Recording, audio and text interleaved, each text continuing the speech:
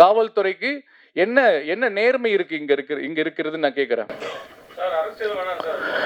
இல்ல இது அதுதாங்க அரசியல் இல்லாம முழுமையடையாதுன்னு சொல்ல வரேன் நானு. இதை நான்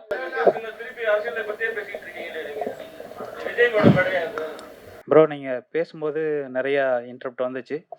நம்ம இக்னோர் நெகட்டிவிட்டியை ஃபாலோ பண்ணிட்டு இருக்கோம் ப்ரோ. அதனால தைரியமாக இருங்க, அடுத்து பார்த்துக்கலாம். மண்ணுக்கும் மக்களுக்கும் வணக்கம். மேடையில் அமர்ந்திருக்கும் திரையுலக ஜாம்பவான்களுக்கும் புது கலைஞர்களுக்கும் பத்திரிகை மீடியா உறவுகளுக்கும் என்னுடைய சிறப்பு வணக்கம்.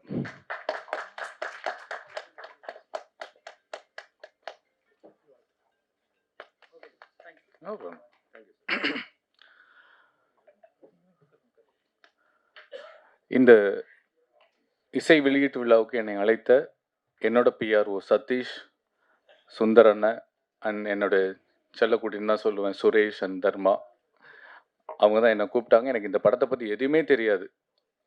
அதுக்கப்புறம் இந்த படத்தோட ஹீரோ வந்து எனக்கு கால் பண்ணார். அவரை எனக்கு வந்து ஒரு வருஷத்துக்கு முன்னாடி ஒரு இந்த மனநிலை பாதிக்கப்பட்டவங்க, உடல்நிலை பாதிக்கப்பட்டவங்களுடைய ஒரு நிகழ்வில் நான் வாலண்டியராக ஒர்க் பண்ணிட்டு இருந்தேன். அவரும் ஒரு வாலண்டியராக வந்திருந்தார். 2 நாள் 3 நாள் அங்கே தங்கி அவங்களுக்கு நாங்கள் வந்து அவங்கள ஹாப்பியாக வச்சுப்போம், அவங்களுடைய திறமைகளை வந்து வெளிக்கொண்டு வரதுக்கு ஒரு காம்படிஷன் மாதிரி வச்சு இதெல்லாம் பண்ணும்போது அங்கே பழக்கமானோம். தினேஷ் இன்னைக்கு ஒரு மிரட்டலான ஒரு ஹீரோவாக பார்க்குறேன், சந்தோஷமாக இருக்குது. அண்ணன் சொன்ன மாதிரி, பேரரசன் சொன்ன மாதிரி அந்த பெட்ரூம் சீன் சூப்பருங்க. இல்லை உண்மையிலேயே அதான் எல்லாருக்குமே அது எல்லாரும் கடந்து வந்திருப்பாங்க, காதல் செய்தவர்கள் கடந்து வந்திருக்கணும் அது இல்லையா? அது மாதிரி அது ரொம்ப நல்லா பண்ணி கல்யாணத்தை பண்ணிட்டு எப்படி தயங்குவாங்க மாஸ்டர்? ஓகே, அதனால ரொம்ப ரொம்ப நல்லா பண்ணியிருந்தீங்க. மியூசிக்கை பற்றி பேசணும்னு மாஸ்டர் பேசிட்டாரு, ஹீரோவை பற்றி பேசணும்னு நினச்சேன், டைரக்டர் பேர் சார் பேசிட்டாரு, கேமராமேனை பற்றி பேசணும்னு நினச்சேன், இன்னொருத்தர் பேசிட்டாரு. எல்லாரும் பேசணும்னு நான் பேசணும்னு நினச்சது அவங்க பேசுனதுனால அதை எல்லாத்தையுமே நான் வழிமொழிகிறேன். அந்த அளவுக்கு உங்களுக்கு திறமை இருக்குது, பேச்சுக்காக இல்லை, இன்க்ளூடிங் அந்த ஆர்டிஸ்ட் ஆனந்த பாண்டியன் எல்லாருக்குமே என்னுடைய மனமார்ந்த வாழ்த்துக்கள். இந்த படத்தில் ஒர்க் பண்ணேன். அண்ட் அதை தாண்டி இங்கே வந்து ஒரு சந்தோஷமான நிகழ்வு என்னென்னா, ஒவ்வொருத்தரும் வரவங்க எல்லாரையும் பாராட்டுறாங்க. கணேஷ் சாராக இருக்கட்டும், கசாலி சாராக இருக்கட்டும், மாஸ்டராக இருக்கட்டும், சம்பத் அண்ணனாக இருக்கட்டும், சுபாஷ் அண்ணன், எல்லாருமே. சுபாஷ் அண்ணனை வந்து நான் ஒரு போராட்ட காலத்தில் தான் முதல்ல சந்திக்கிறேன். இவர் பத்திரிகை நிருபராக தெரியும். ஒரு போராட்ட காலத்தில் நான், அண்ணன் டிராஃபிக் ராமசாமி என்னென்ன நாங்கள் எல்லாமே சேர்ந்து ஒரு போராட்டத்தில் போலீஸை எதிர்த்து பயங்கரமாக கோஷம் போட்டுட்டு இருக்கோம். அப்போ தான் அண்ணன் ரொம்ப என் மனசுக்குள்ளே நெருங்கி வந்தார். ஸோ ஒருத்தருக்கு ஒருத்தர் மாறி மாறி அந்த பாராட்டுக்களை இந்த பத்திரிகை முன்னாடி, கேமரா முன்னாடி சொல்லும்போது உண்மையிலே மன நிறைவாக இருக்கும். எனக்கு நிறைய படங்கள் நான் பண்ணுறதில்லை, இந்த ஜெகமே தந்திரத்துக்கு அப்புறம் படங்கள் பண்ணுறதில்லை. அதுக்கு காரணங்கள் சில உண்டு. ஆனால் நான் நடிகனாக உணர்கிற இடம் வந்து இந்த பிரசாத் லேப் மட்டும்தான். நீங்கள் மட்டும்தான். உங்கள் முன்னாடி ஒரு குட் ஆக்டர்னு பேர் வாங்கணுன்றது மட்டும்தான் எனக்கு ஆசையாக இருக்கும். அஃப்கோர்ஸ் ஆடியன்ஸ் கைத்தட்டுறது வேற, உங்களை மாதிரி கிரிட்டிக்ஸ், உங்களை மாதிரி பத்திரிகையாளர்கள் தம்பி ஒரு படம் பார்த்தேன் நல்லா இருக்குன்னு சொல்கிறத கேட்கறதுக்கு, பேப்பரில் பார்க்குறதுக்கு தான் எனக்கு ரொம்ப ஆர்வமாக இருக்குது. இந்த இடத்துக்கு வர்றதுக்கு, இந்த கேமரா முன்னாடி, இந்த ஃப்ளாஷ் மோடாக நிற்கிறதுக்கு அவ்வளோ சந்தோஷமாக இருக்கும். அதெல்லாம் தாண்டி இப்போ ஒரு ஒரு ஒரு ஒரு படத்துக்கு வந்து மற்றவங்களை பாராட்டும் அந்த குணம் வந்து உண்மையிலே இங்கே எல்லாருக்குமே சூப்பராக இருந்தது. இந்த பாசிட்டிவிட்டி, இந்த வைப்புன்னு சொல்லுவாங்களே, இது ரொம்ப அழகாக இருக்குது. இந்த வைப், ஒட்டுமொத்த வைப்பும் உங்கள் படத்துக்கு மிகப்பெரிய ஒரு பிளெஸ்ஸிங்ஸ் அப்படின்னு நான் சொல்லுவேன். யாது மாதிரியான டீமுக்கு பிளெஸ்ஸிங் சொல்லுவேன். அண்டு என்னோட அண்ணன் நண்பர் அப்புக்குட்டி, அவரை பற்றி நான் சொல்லியே ஆகணும். சுந்தரபாண்டியிலேருந்து நாங்கள் ஒன்றா நடித்து பழகி உறவுகளாக வளர்ந்துட்டு இருக்கோம். இப்போ நானும் அண்ணனும் ஒரு படம் பண்ணியிருக்கோம், சாயாவனம் சொல்லிட்டு, செப்டம்பரில் ரிலீஸ் ஆக போகுது. 2 பேருமே நடிச்சிருக்கோம். சூப்பராக மிரட்டியிருக்காரு அண்ணன்.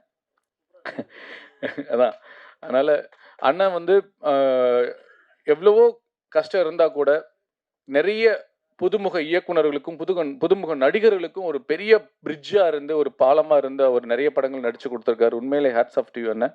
வாழ்த்துக்கள். தினேஷ், மறுபடியும் இந்த படத்தில் ஒர்க் பண்ண எல்லா டெக்னீஷியன்ஸுக்கும் என்னுடைய மனமார்ந்த வாழ்த்துக்கள். அண்ட் இதை நான் ஒரு விஷயந்தான் பேசிட்டு போகணும்னு நினச்சேன்.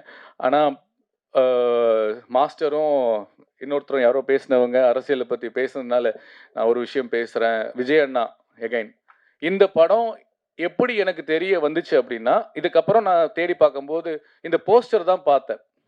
இந்த மாதிரி இலவசமே இருக்கக்கூடாது, தமிழக முதல்வர் ஆணை அப்படின்னு சொல்லி போட்டிருந்தேன். எனக்கு பயங்கரமா அதாவது விஜய்ன்னு சொல்லி போட்டிருந்தாரு. அந்த நியூஸ் எனக்கு கட்டிங் வந்து எனக்கு சரியா இப்ப ஞாபகம் இல்ல பதட்டத்துல. இலவசம் இருக்கக்கூடாது, தலைவர் விஜய். தமிழக முதல்வர் விஜய் அப்படின்னு போட்டிருந்தது. வாவ்! நான் பார்த்தோனே வாவ்! சூப்பர்! அப்படின்ட்டு நானு உடனே ட்வீட் பண்ண போனேன். அப்புறம் பார்த்தேன் என்னடா அப்படின்னு கீழ பார்த்தா தமிழக ஒருவேளை கீழ வந்து நான் டேட் 26ன்னு போட்டிருந்துச்சு. ஆஹா! இது என்ன ஏதோ தப்பா இருக்கே! நம்ம ட்வீட் பண்ணக்கூடாதுன்னு சொல்லிட்டு பின்வாங்கிட்டேன். அப்புறம் அதுதான் விஷயம் இந்த படத்த உலகம் முழுக்க கொண்டு போய் சேர்ந்தது. ஏன்னா, தளபதி விஜய் என்பது வெறும் பெயர் அல்ல. 1,00,00,000 தமிழ்நாட்டில் இருக்கக்கூடிய 1,00,00,000 மக்களின் உயிர். அதுல நானும் ஒருத்தன். நான் மிகைப்படுத்தி பேசல.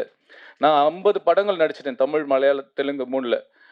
ஆனா, எனக்கு சௌந்தரராஜா இப்படி ஒரு நல்ல நடிகன், நல்ல மனுஷன் அப்படின்னு சொன்னது, விஜய் அண்ணா பேசினதுக்கு அப்புறம் தான் எனக்கு இவ்ளோ பெரிய வெளிச்சம் கிடைச்சது. என் பெயருக்கு உயிர் கொடுத்தது தளபதி விஜய் அண்ணா. அதனால நான் அவர பத்தி நான் சொல்ல வரல. அவரோட பழகுனதுனால சொல்றேன். நான் இப்போ இந்த 2 வருஷமா தமிழ்நாடு ஃபுல்லா இல்லாம, உலக நாடுகள் ஃபுல்லா நான் சுத்திக்கிட்டு இருக்கேன். தமிழகர் மட்டும் இல்லாம, உலகத் தமிழர்கள் மனதில ஃபுல்லாவே விஜய் அண்ணா வாழ்ந்துட்டு இருக்காரு. இன்னும் அடுத்த 2026 மாஸ்டர் நம்பிக்கையில இல்ல மாஸ்டர், உறுதி. ஸோ 8,00,00,000 மக்கள் மனதிலும் இருக்கக்கூடிய உயிர் தான் எங்கள் தளபதி விஜய். ஸோ அந்த இலவசம் என்பது எனக்கும் பிடிக்காது. இலவசத்த கொடுத்து நெறைய சோம்பேறித்தனம் பண்ணி வச்சுட்டாங்க. கல்வி, மருத்துவம், விவசாயம். இந்த பேசிக் நீட்ஸ்க்கு மட்டும் இலவசம்னு இல்லாம ஊக்கத்தொகையா இருக்கணும்னு நான் ஆசைப்படுறேன். இது என்னுடைய பர்சனலா இருந்தது. அது விஜய் அண்ணா பாயிண்ட் ஆஃப் வியூல இவர் சொன்னது எனக்கு ரொம்ப கனெக்ட்டா இருந்தது. கோபி டைரக்டர் சொன்னது எனக்கு ரொம்ப அப்ப யோசிச்சு பாருங்க. இன்னைக்கு இருக்க யங்ஸ்டர்ஸ்க்கு எல்லாமே அந்த இடத்துக்கு வந்துட்டாங்க. ஒரு மாற்றத்த விரும்பி வந்துட்டாங்க. அத துணிச்சலா சொல்றதுக்கு, துணிச்சலா செய்றதுக்கு வந்துட்டாங்க. ஏன்னா, நான் உங்களுக்கு முன்னாடியே போட்டேன் தலைவா. நான் 2024லயே போட்டேன். முதலமைச்சர்ன்னு போட்டுட்டு என் வீட்ல இருக்கு. நான் வெளியேத்தல. என் நண்பன் சொன்னாரு, "வேணான்டா போடாத. அது நாகரிகமா இருக்காதுன்னு" சொன்னதுனால நான் வெளிய போடல. 2024 காலண்டர் நான் முதலமைச்சர்ன்னு அடிச்சு நான் எல்லாருக்குமே குடுத்துட்டேன். என்னுடைய சொந்த பந்தத்துக்கு. ஸோ அதுல நான் உங்கள விட சீனியர் நான் பெருமைப்பட்டுக்கிறேன். ஸோ நீங்க தைரியமா நீங்க வந்து உங்க படத்துல வச்சு அத வெளிப்படையா போட்டு அத ரொம்ப ட்ரெண்ட் பண்ணது ரொம்ப நல்லா இருந்தது. அது ஒரு நல்ல விஷயத்துக்காக. ஸோ இதெல்லாம் பேசும்போது ஒரு சின்ன கோபமும் வருது. இங்க பதிவு பண்ண வேண்டிய கட்டாயம் இருக்கு. கலையும், அரசியலும் இல்லாம எந்த ஒரு மனிதனின் வாழ்க்கையும் முழுமையடையாது. அரசியல் பேசாதப்பா, இது ஆடியோ லான்ச் அப்படின்னா எப்படி? கலை பேசாதப்பா, இது பொது இடத்துல கலை பேசாதப்பா, அப்படிலாம் கிடையாது. ஒவ்வொரு மனிதனின் வாழ்க்கையிலும் அவனுடைய கலையும், அரசியலும் இல்லாமல் முழுமை அடையாது. அப்புறம் எப்படி நாங்க அரசியல் பேசாம இருக்க முடியும்? ஸோ நேத்து பாருங்க, ஒரு லாக்அப் டெத்ல செத்து போன அஜித் குமாரோட தம்பிக்காக, அவனுடைய நீதிக்காக தமிழக வெற்றிக் கழக தலைவர் எங்கள் தளபதி விஜய் அவர்கள் போராட்டத்தை வந்து பண்ணணும்னு சொல்லி கவர்மெண்ட் கிட்ட பர்மிஷன் வாங்கியிருக்காங்க.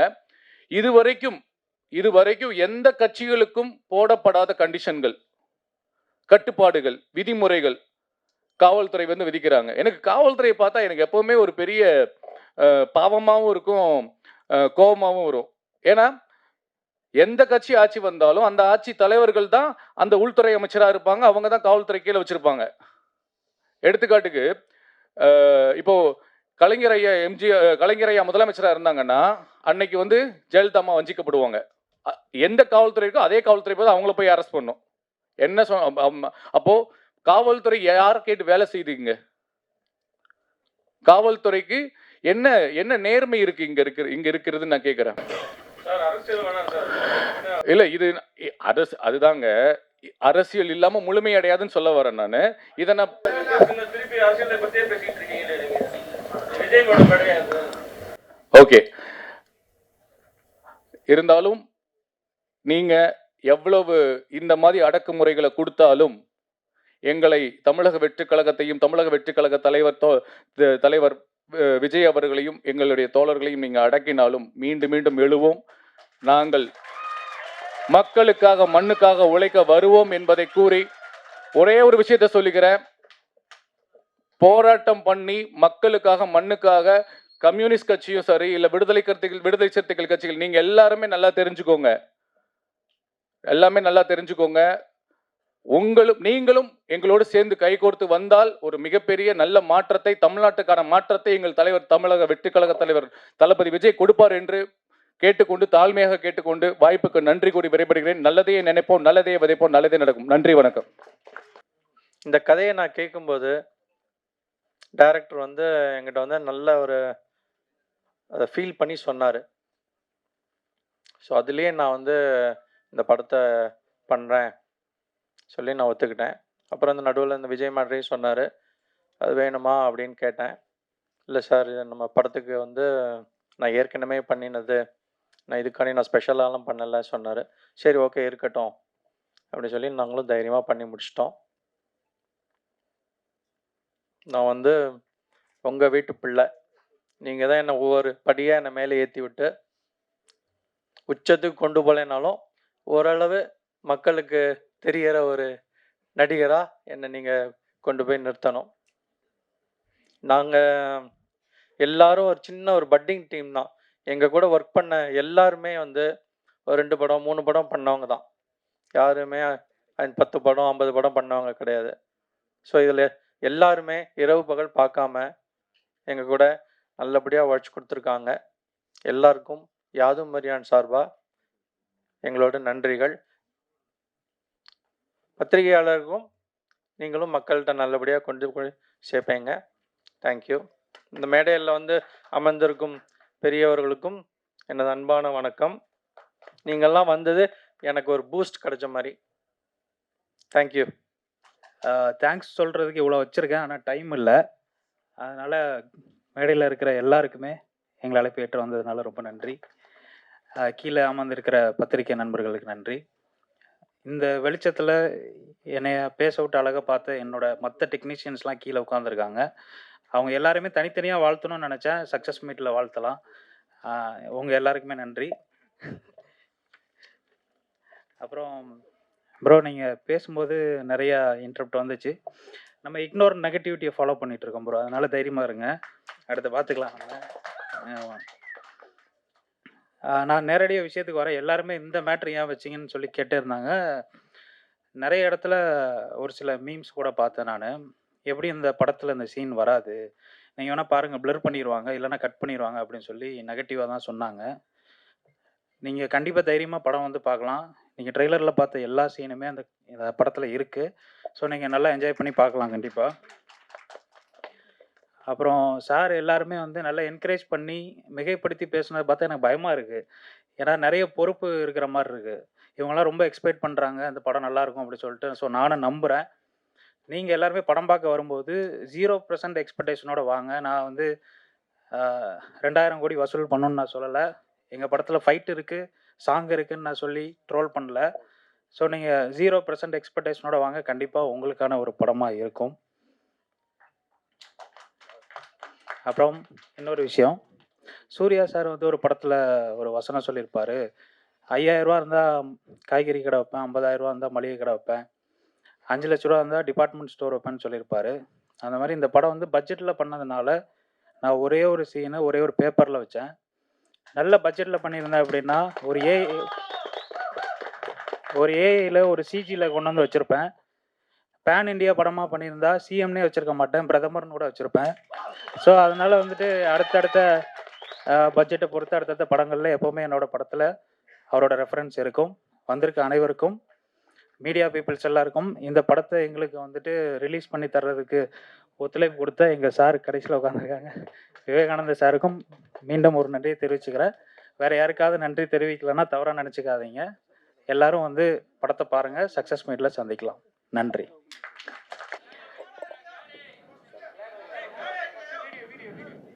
வீடியோ எடுத்துருங்க.